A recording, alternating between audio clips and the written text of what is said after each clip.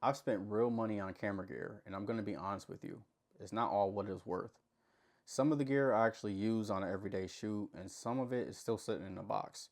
So today in this video, I'm actually going to break down both sides. I'm going to break down the gear I actually reach for and the gear I should have waited on. Because the biggest mistake beginners make right now isn't buying bad gear, is buying the right gear at the wrong time.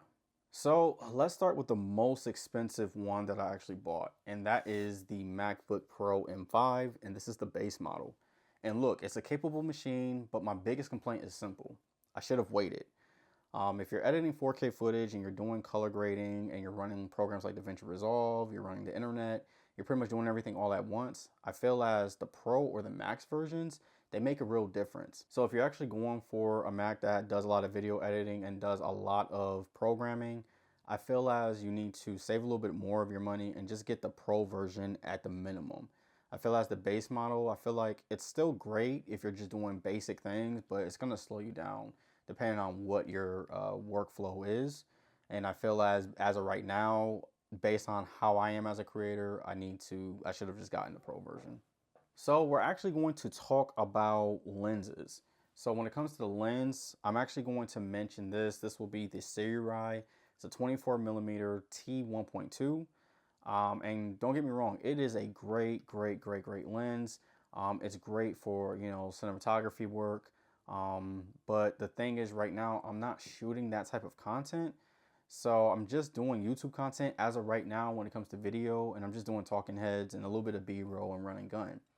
And I feel as when it comes to that lens, it's really used for filmmakers that pretty much want to be able to use control lighting with the T setup or the T-stops for the setup.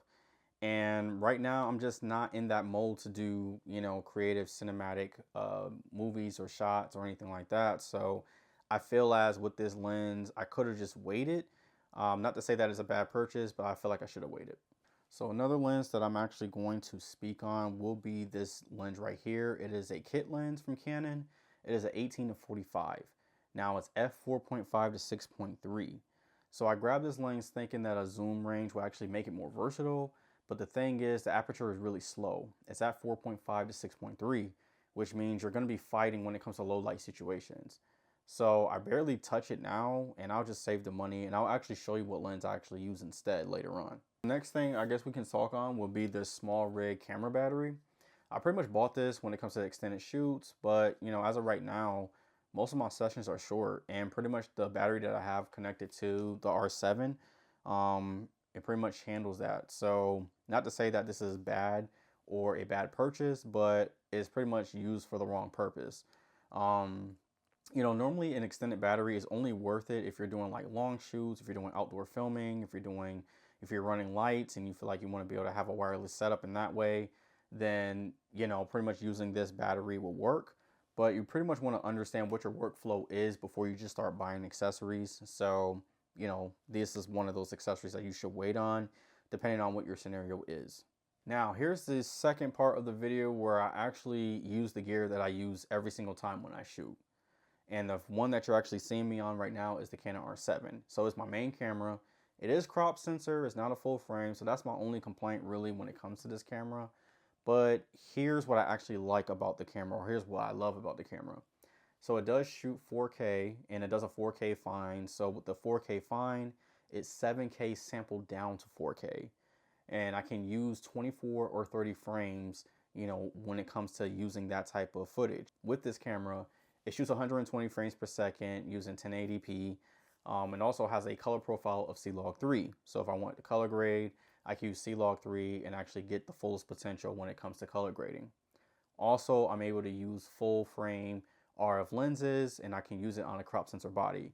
So for that price point, I felt like it was perfect. And then I actually used this. I actually got this camera by trading in my first camera, which was the Canon M50. So the second camera that I'm actually going to be using, or that I have been using, is actually my phone. And I pretty much talk about my phone every single time when it comes to content creating because it's the most affordable, because you actually use it every single day. But this is the iPhone 15 Pro Max. I pretty much use it for like quick B-roll, if I want to do quick content, POV shots. Pretty much my phone's able to handle it all. Start using your phone if you feel like you want to be able to use that first before you actually invest into a camera, and just get comfortable shooting so you can actually get better when it comes to that content creating. And the last camera that I will discuss will be the DJI Osmo Nano. I've pretty much been talking about this, throughout my channel, so I do have videos on it if you want to get more in-depth video on this camera. But it's compact, it's stabilized, it's built for on-the-go content. And I pretty much use this anytime I do any type of short form content. Just being able to just have something small, compact, and just something easy to start with, this is a great camera to use. So now we're actually going to talk about lenses. So the lenses that you're actually seeing me on right now is this Canon 16 f2.8. So pretty much when it comes to this lens, it's pretty much my go-to. It's wide, it's sharp, it's compact, and it's great for talking heads when it comes to tight spaces. It's great for like environmental shots, street photography. So, using this lens is pretty much clutch. And then using it at f2.8 means I'm going to be pulling solid footage even in low light. So this lens is pretty much my go-to for everything, and it lives on my camera. The next lens that I will actually speak on will be this Canon, and it's a 50mm and is at 1.8. This is pretty much the RF mount for this 50mm, and it's called a nifty 50. So a lot of people, when they speak on the 50mm, it's a nifty 50. If you are a Canon user and you pretty much don't own this, I will actually stop this video right now and I'll actually go purchase it. It's very, very, very, very affordable. And with it being at 1.8, it's actually great when it comes to that aperture because you're able to get that blurriness in the background. So if you're on a budget, this is an affordable lens that you can pick up if you are a Canon user. And it's pretty much the best when it comes to the lens lineup in general. So now let's speak on audio, because this is where beginners get it wrong. They pretty much overinvest in cameras and they treat audio like it's an afterthought. Now you actually see one on me right now. This is the DJI Mic 1. This is the original mic that a lot of people use or that they have used, and it has internal audio. So when you are filming, not only you're able to get the audio that's in the camera connected, but you're also able to get the internal audio. So in case you need to get a backup file and you actually want to get the DJI version of the audio, you're actually able to get that, and you're actually able to edit your videos and make sure that the audio is crisp and clean. I did, upgrade to a DJI Mic Mini. As you can see how small it is. This is great for outdoor content. It's great for content if you just need something, pretty quick without being, if you want to kind of be discreet when it comes to the audio and still get the quality that you need. This is pretty much a great setup as well. So you can't really go wrong whether you get the original Mic 1 or you get the Mic Mini. I did get the Mic Mini, mainly so it can actually be compatible with the, Nano. So that's the main reason why I got the Mic Mini. But it is a great, great, great mic to have. Even if the content doesn't look great, if it has great audio, then people are willing to stay because they can actually hear and get the information that they need. If the audio is bad, but you have a great looking video, it doesn't make sense. A lot of people are going to shoot away from your video. So audio is the key to having great content. And the last thing that we will discuss on will be storage, because storage is important. And I have a Samsung T7 SSD. It is a 2 terabyte. I use this pretty much to, put all my footage on here. It's fast, it's reliable, and it's compact. So I pretty much use this for anything, that I have pertaining to content, and I will highly suggest that you get a SSD. And then also too, when it comes to memory cards, I have a 512 gigabyte. It's from Samsung as well, and it's an Evo memory card. So, plenty of storage.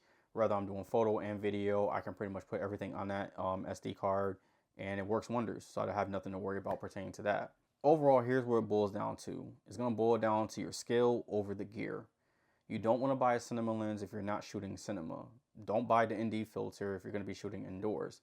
Don't buy a base model MacBook if you're going to be outgrowing it within 6 months. You want to buy what your content demands right now. Because when you upgrade, you're hitting the ceiling with what you already have. And that's pretty much how you want to build your setup. You want to be able to use everything that you have to the fullest capability, and you don't want to be able to just buy things just to buy them because you think it looks cool. So everything that I actually use is linked below, And also the stuff that I wait on, I feel like you should note that too, just so you can make the call when you feel like the time is right. So are you actually building your setup right now? And what's one piece of gear you wish you waited on? Drop it down in the comments. And if you're figuring out what camera to start with, check this video right here. I break down exactly what I cop, what I drop, and what I should upgrade as a beginner. So don't skip that.